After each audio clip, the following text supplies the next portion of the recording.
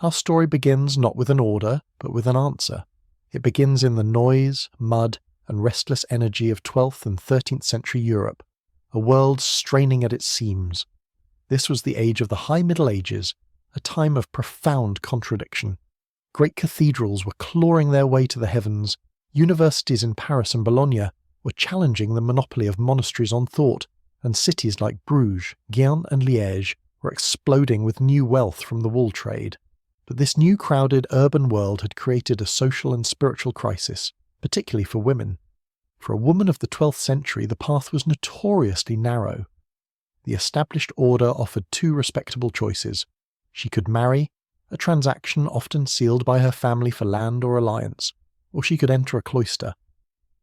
The life of a nun was one of total enclosure, a living death to the world, which itself required a significant dowry. By the late 1100s, the great Cistercian and Benedictine nunneries were filling to capacity, often turning away applicants. For a woman of the new merchant class, or a poor woman with no dowry at all, the doors of the convent were firmly locked. This era also grappled with a stark demographic imbalance. Decades of feudal conflicts, and the Church's strict enforcement of clerical celibacy meant there were, by some estimates, significantly more women than men in these rising cities. A surplus of women found themselves socially adrift. What was a woman to do if she felt a profound, burning call to God but had no funds for a convent? What if she was a widow who did not wish to surrender her autonomy to a second husband? What if she simply wanted to live a life of piety and service, but did not want to be locked away from the world and its suffering? The Church had no official answer, and so women created their own. They were called, at first, simply mulieres religiosæ. They were not nuns. They took no permanent vows, belonged to no established order, and answered to no distant abbot. They were a spontaneous, grassroots spiritual wildfire. They began to gather in small, informal groups in the towns of the Low Countries, modern-day Belgium and the Netherlands, and the Rhineland. They lived in their own homes or shared humble houses, wore simple, undyed clothes to signal their humility, and dedicated themselves to the apostolic life. They sought to imitate the earliest Christians, they prayed together, championed chastity, and crucially they worked. Unlike the new Franciscan friars who begged for their bread, the Beguines brought their skills to the labour market. They were weavers, spinners and lace makers, becoming the backbone of the urban textile industry. They were nurses in the new municipal hospitals, caring for the sick and the poor. They were teachers, offering an education to the daughters of the rising merchant class. This movement found its first great narrative in a woman named Marie d'Oigny. Born near Nivelles around 1177, she was a figure of startling piety. Married young to a wealthy burgher, she soon convinced her husband not to a marriage of the flesh but one of the spirit.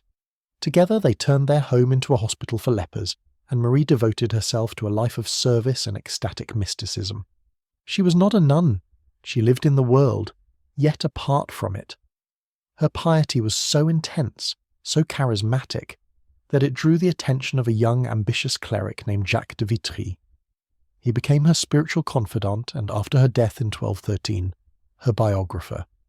His Life of Marie d'Oigny became a medieval bestseller. In it, he painted a glowing portrait of this new form of female piety, championing these women to the Pope himself and arguing that they were a divine solution to the moral failings of the age. Thanks to his efforts, these scattered communities received informal papal approval. This approval was everything. It gave them a shield, however temporary, against the inevitable suspicion of the local clergy.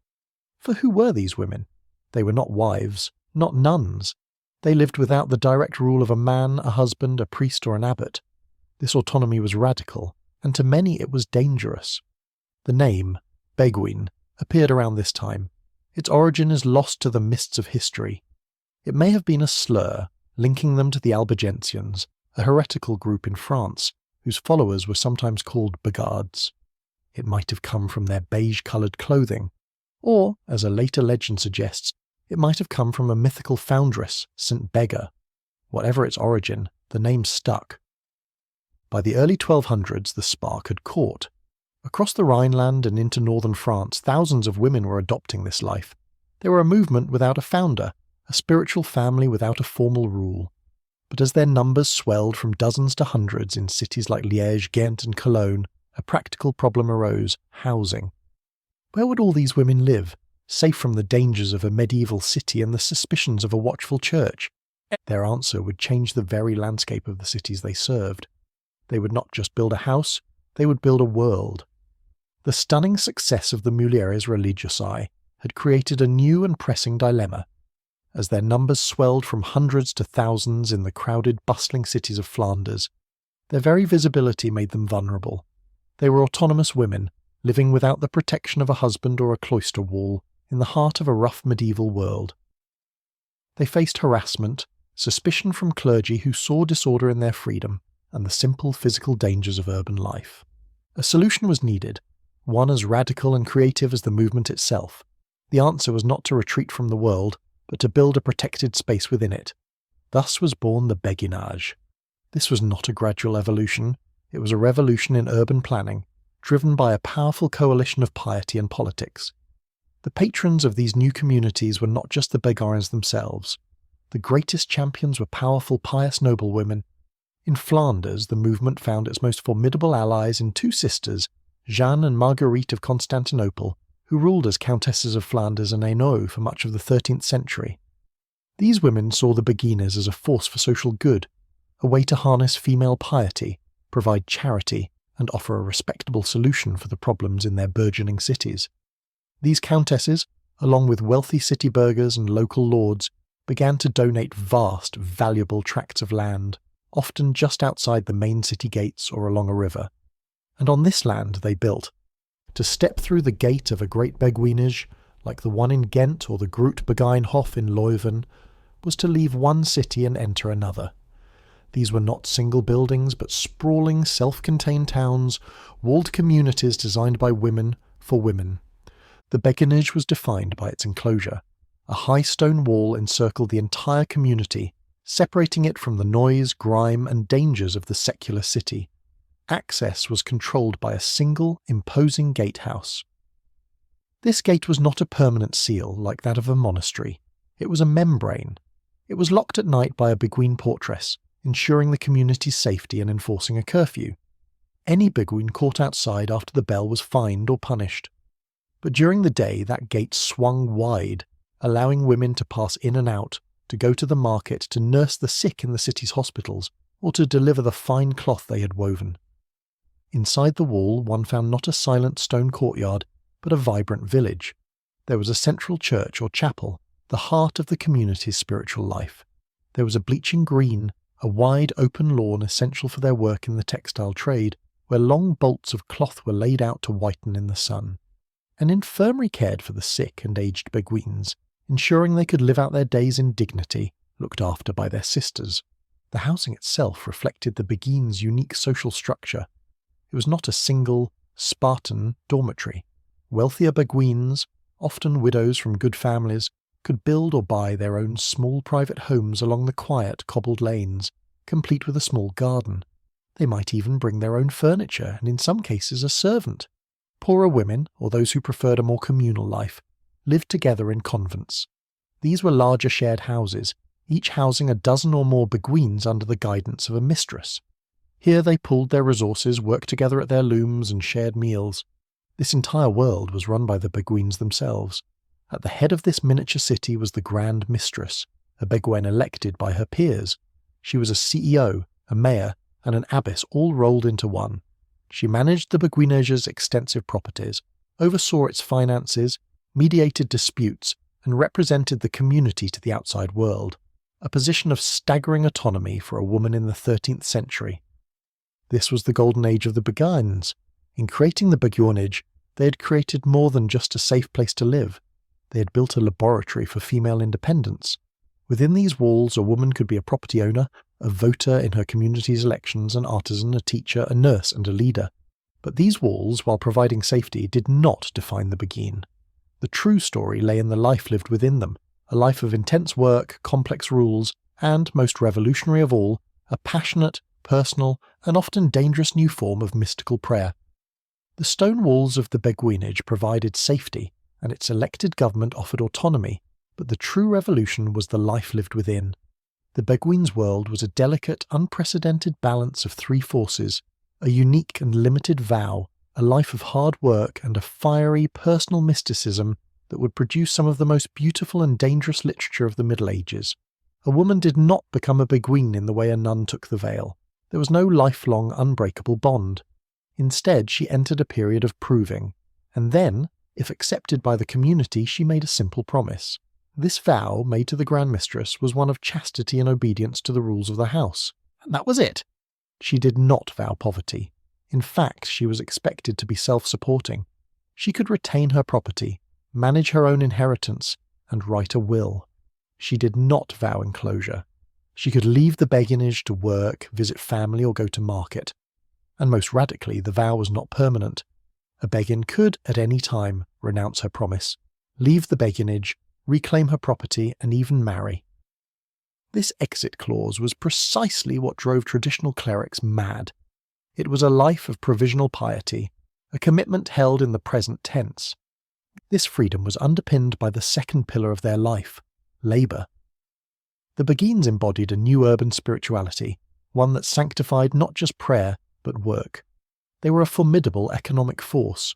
The Beguinages of Flanders were, in essence, early industrial cooperatives, dominating the local textile trade. Their hands spun the finest wool, wove cloth that was sold across Europe, and tatted intricate lace. This economic power sometimes even caused friction with the male-dominated guilds of the cities, who saw the industrious, tax-exempt Beguines as unfair competition. But their work was also one of care. They ran the Beguinage infirmary, which became a model of female-led healthcare. They went out into the city, serving in the hospices as nurses, their simple beige habits a common sight at the bedsides of the sick and the dying. They also taught. In a world where female education was rare, Beguine houses offered girls of the merchant class a chance to learn to read, not in Latin, but in their own mother tongue.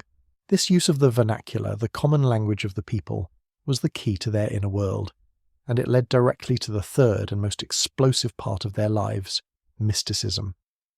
The Beguines were not content to have their faith dictated to them in a language they didn't understand. They sought a direct, personal and overwhelming connection with God. This was a passionate, effective piety, a religion of the heart, not just the intellect. They wanted to feel the wounds of Christ, to be intoxicated by the love of God, to experience a union with the divine here and now. Because they were literate in their own languages, they began to write about these experiences. In doing so, they became the mothers of vernacular literature in Europe. A Beguine named Hadewijk of Antwerp, writing in Middle Dutch in the mid-13th century, became the great poet of this movement. Her work is electric with minne, a word that translates as love, but it is a complex, courtly and demanding love. In her visions and poems, she described a god who was a lover, a noble knight who wooed the soul. The soul, in turn, must pursue this love with a fierce, all-consuming and often painful longing to be swallowed up and annihilated in the divine. Further away, in the Beguinage at Magdeburg, a woman named Mechthild was having visions of her own. She was a mystic, but also a sharp-tongued critic of the wealthy and corrupt clergy she saw around her. Fearing for her safety, her confessor ordered her to write down what she saw. The result, the flowing light of the Godhead, written not in Latin but in Middle High German, is a torrent of ecstatic imagery, of love and of divine terror. She described the unuttering speech of the Godhead and wrote with a confidence that seemed to come directly from God, bypassing the authority of the Church entirely. This was the Beguine's secret. She was a self-supporting artisan, a semi-independent woman, and a mystic who dared to write about God in her own voice. This combination made her powerful. It also made her, in the eyes of a nervous and consolidating church, a profound and intolerable threat. The fire of their love would soon be met with the fire of suspicion. The very things that defined the Beguines, their autonomy, their economic independence, their vernacular mysticism, and their life outside the cloister, were precisely what made them an object of deep and growing suspicion. By the turn of the 14th century, the institutional church was in a mood for order, not innovation. The era of papal blessing that Jacques de Vitry had secured was a distant memory. A new, colder wind was blowing from Rome and Paris. The church was obsessed with rooting out heresy, and the bogeyman of the age was a vague but terrifying movement known as the heresy of the free spirit. This was a label applied to a loose collection of beliefs, but at its core was an idea the Church found monstrous, that a person, through mystical grace, could become so perfectly united with God that they were incapable of sin. Such a soul, critics claimed, believed it was above the moral law, above the sacraments, and even above the Church itself. To a sceptical bishop or a zealous inquisitor, the ecstatic, passionate language of the Beguines sounded dangerously like this heresy. Theirs was a faith of direct experience, one that felt like it bypassed the parish priest. Their independence was no longer seen as piety, it was seen as insubordination. Their freedom from male rule was not a virtue, but a sign of disorder, a field left open for the devil to sow his weeds. The storm broke in Paris. Its centre was a French Beguine named Marguerite Porret. Marguerite was a mystic of uncompromising genius. Around 1300 she wrote a book, Le Miroir des âmes simples. It was not a simple devotional text. It was a complex, brilliant, and deeply challenging work of mystical theology, written in Old French. In it she described the journey of the soul as it becomes annihilated in God's love. Such a soul, she argued, transcends the virtues and the rules of the Church, not because it is lawless, but because it has become one with the lawmaker. It acts only from divine will. This was a dangerously subtle idea. The Bishop of Cambrai condemned the book and had it publicly burned. Marguerite was ordered to stop circulating it. She refused. She believed, like Mechtilde, that her words came from God, not from herself. She continued to share her work. In 1309 she was arrested by the Inquisitor of France, William of Paris, and imprisoned. For over a year she was held in a dungeon. She refused to recant. She refused to swear an oath to her inquisitors. She refused to speak in her own defence, maintaining a profound, defiant silence. To the tribunal, her silence was proof of her guilt.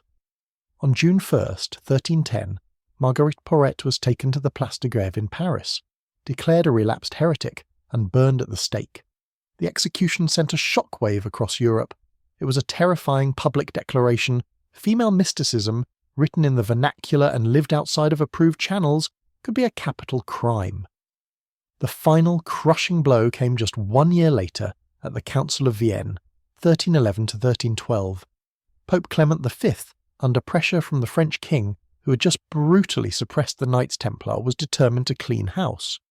The Beguines were squarely in his sights. The council issued a decree, cum de quibusdam mulieribus. It was a hammer blow. It explicitly condemned women, commonly known as Beguines, who dispute and preach on the Holy Trinity and the divine essence, and hold many other opinions which are heretical. It accused them directly of being tainted by the heresy of the free spirit. The decree forbade their way of life, excommunicated any woman who continued it, and ordered all clerics to withdraw their support, compelling them to leave this way of life by any means. The decree contained one small ambiguous loophole. It was not intended to apply to faithful women who, even if called Beguines, lived a life of penance and served God in communal houses, so long as they did not preach or discuss theology. This ambiguity was a disaster. It created chaos. Who was a good Beguine, and who was a heretical one? It was left to the whim of the local bishop. Across Germany and the Rhineland, persecutions began. Beguinages were investigated, their libraries were searched, and many were forcibly dissolved, their inhabitants ordered to join established cloistered nunneries. The golden age of the Beguines was over, consumed by the very fire that had illuminated it. The movement, once a proud and public expression of female piety, was now scattered, terrified, and in a desperate fight for its very survival. The Council of Vienne was an existential crisis. The burning of Marguerite Porret was a terrifying warning. The Beguine movement, once a sprawling, decentralized, and joyfully spontaneous wildfire, had been officially condemned. In many parts of the Holy Roman Empire, particularly in the Rhineland, the movement was shattered.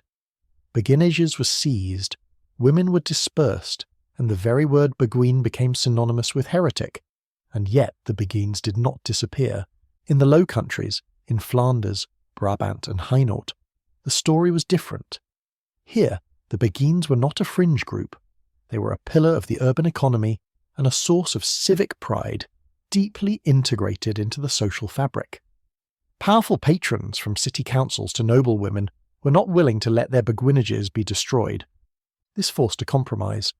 The Beguines had to adapt or die, and so began a period of profound reformation. The era of wild, ecstatic freelance piety was over. The era of structured survival had begun. The Beguines who survived did so by making themselves small, safe, and undeniably orthodox. Their first and most crucial strategy was to run for cover. They abandoned their dangerous independence and sought official protection from the very church that had condemned them. They voluntarily placed their communities under the authority of a trusted local power, a bishop, a sympathetic Franciscan or Dominican monastery, or, most commonly, the local parish priest. The Beguinage gates, once a symbol of autonomy, now became a sign of submission. The parish priest became the curé or spiritual director of the Beguinage. He celebrated Mass in their chapel, heard their confessions, and crucially acted as their public defender. He would be the one to vouch for them, to certify to the bishop that these women were not preaching heretics, but humble, obedient daughters of the Church. This new structure required a formalization of their lives. To prove they were not adherents of the free spirit, Beguine communities began to write down their statutes with painstaking clarity. These rules, which once had been flexible community agreements, now became rigid legal documents. They detailed every aspect of daily life, the precise schedule of prayers, the required acts of penance, the rules for work, and most importantly the vows. The simple, temporary promises of chastity and obedience were re-emphasized. But now a new element was added, a test of orthodoxy.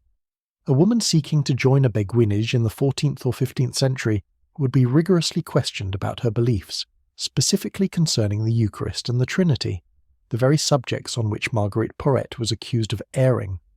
Their spirituality, once so fiery and individualistic, was channeled into safer, more conventional forms.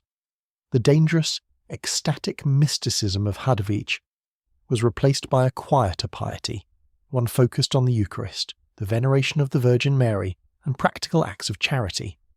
They became less a community of mystics and more a community of workers and carers. This transformation was accelerated by the cataclysm that defined the 14th century, the Black Death.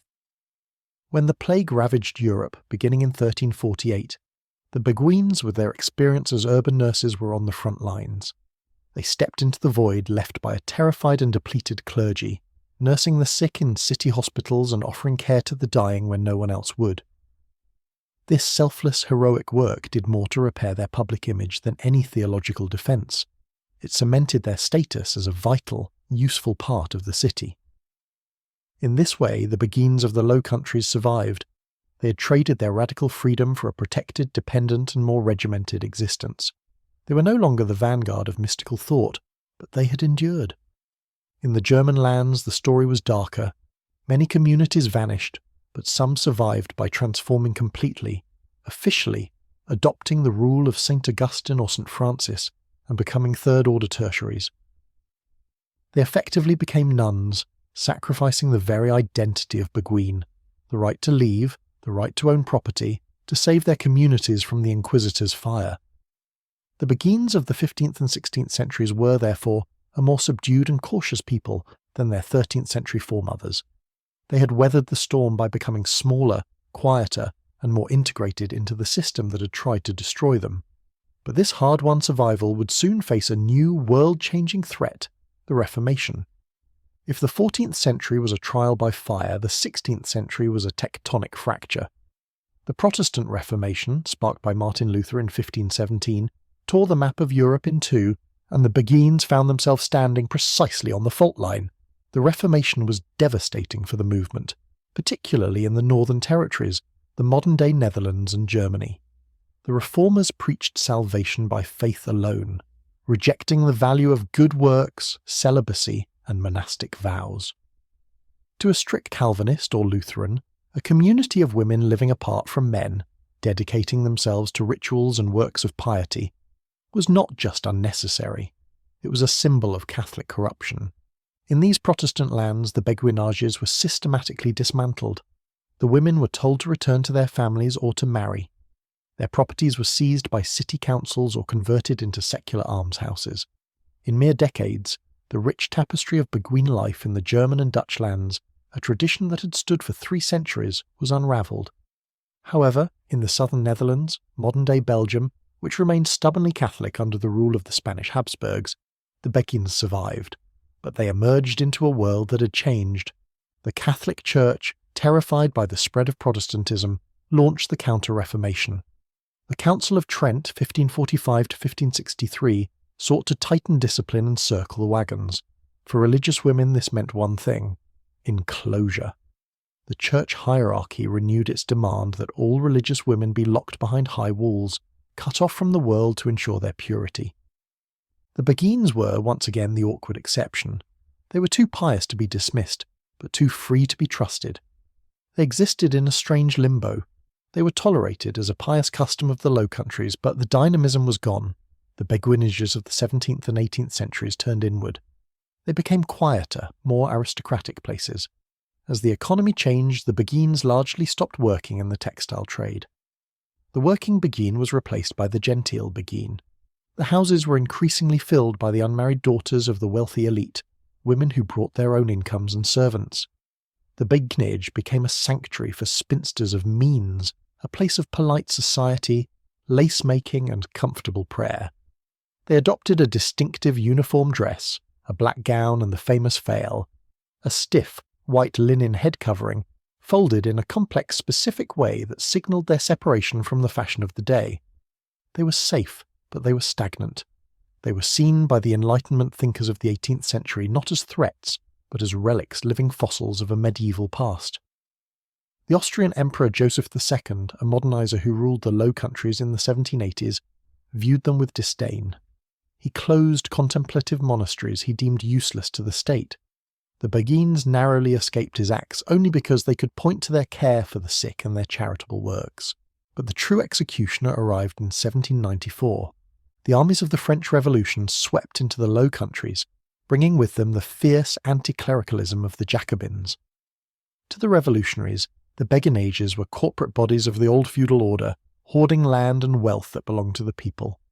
The blow was swift and total. In 1795, the French administration abolished the legal status of the Beguinages. Their property, the land, the houses, the chapels, were nationalised and put up for auction. The Beguines were stripped of their distinctive habits and forbidden from wearing religious dress in public. They were ordered to disperse. It was a catastrophe. The physical heart of the movement was torn out. The great walled cities within cities which had stood since the 1200s were turned into public housing, military barracks, or simply sold off to private buyers. Yet the Beguine spirit of resistance flickered one last time. In many towns, the women refused to leave. They pooled their personal money to buy back their own houses at public auction. They lived as citizens during the day, hiding their prayers and their community life behind closed doors. When the revolutionary fervour finally cooled and Napoleon fell, a shadow of the movement re-emerged. But the damage was done. They had lost their endowments, their legal standing, and their relevance in a rapidly industrialising world. The 19th century saw a slow, melancholic decline. The Beguinages became quiet, leafy corners of the city, inhabited by ageing women, their numbers dropping with every passing decade. The world had moved on, leaving the Beguines behind in the long, fading twilight of their history. The end of the Beguine movement did not come with a bang. There was no final decree from Rome, no storming of the gates by revolutionaries. Instead, the movement ended as a long, slow exhale, a quiet fading away that stretched across the 20th century. By the early 1900s, the Beguinages of Belgium were islands of silence in a rapidly modernising world. They were inhabited almost exclusively by elderly women. The social and economic drivers that had once fueled the movement had vanished. Women could now work, vote, own property, and live alone without scandal. The Beguinage was no longer a necessity, it was an anachronism. One by one, the houses fell empty. When a Beguine died, there was no young novice waiting to take her place. The grand infirmaries, once the pride of medieval medicine, closed their doors. The bleaching greens, where wool was once whitened in the sun, became ornamental parks. The story narrows down finally to a single woman. Her name was Marcella Pattyn. Born in the Belgian Congo in 1920, Marcella had dreamed of becoming a missionary nun. However, her eyesight was poor, she was nearly blind, and in the rigid hierarchy of the pre-Vatican II Church, this physical defect meant she was rejected by the religious orders she sought to join. But the Beguines, true to their centuries-old tradition of flexibility, opened their door. In 1941, at the age of 21, She entered the Beguinage of Sint-Amansberg in Ghent. She later moved to the Beguinage in Kortrijk. She wore the habit, she prayed the hours, and she lived the life. She was known for her cheerfulness. She played the banjo and the accordion, entertaining her aging sisters. As the decades passed, Marcella watched her community dwindle. She watched her sisters die, one by one, until she looked around and realised the impossible truth: she was the only one left. She was the last Beguine in the world. When Marcella Pattyn died in her sleep on April 14, 2013, at the age of 92, an unbroken tradition that had lasted for 800 years died with her. The Beguine movement, as a living, breathing religious entity, had ceased to exist. However, while the living body of the movement passed away, its skeleton, the magnificent architecture of the Beguinages, remained. In the late 20th century, a new appreciation for these spaces emerged. They were recognised not just as old housing, but as architectural marvels of urban planning. In 1998, UNESCO designated 13 of the Flemish Beguinages as World Heritage Sites. Today, these cities within cities are cherished landmarks in Bruges, Leuven, Ghent, and elsewhere. They are no longer filled with women in beige habits, but they are not empty. They have been repurposed. They are now university housing for students, homes for artists, cultural centres, and quiet residential neighbourhoods. If you walk through the gate of the Groot Beguinhof in Leuven today, you still feel the hush. The noise of the modern city cuts out. The cobblestones, the brick gables, and the walled gardens still hold the memory of the silence that was cultivated there for centuries. But the true legacy of the Beguines is not in the bricks, it is in the idea. In recent decades, historians, feminists, and theologians have dusted off the manuscripts of Hadewig, Mechthild, and Marguerite Porete. They have rediscovered a history that was nearly lost. The Beguines are now recognised as pioneers. They were the first women's movement in Christian history.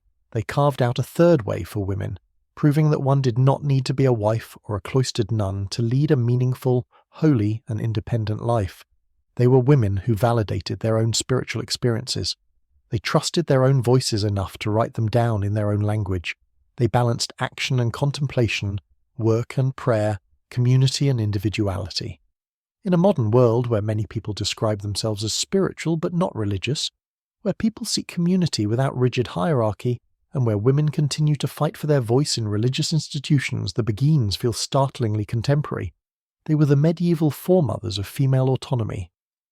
The fires that burned Marguerite Porete have long since gone cold. The last gate has been unlocked. But the question the Beguines asked, how can I live a life of love and service in the world without being consumed by it, remains as vibrant and necessary as ever.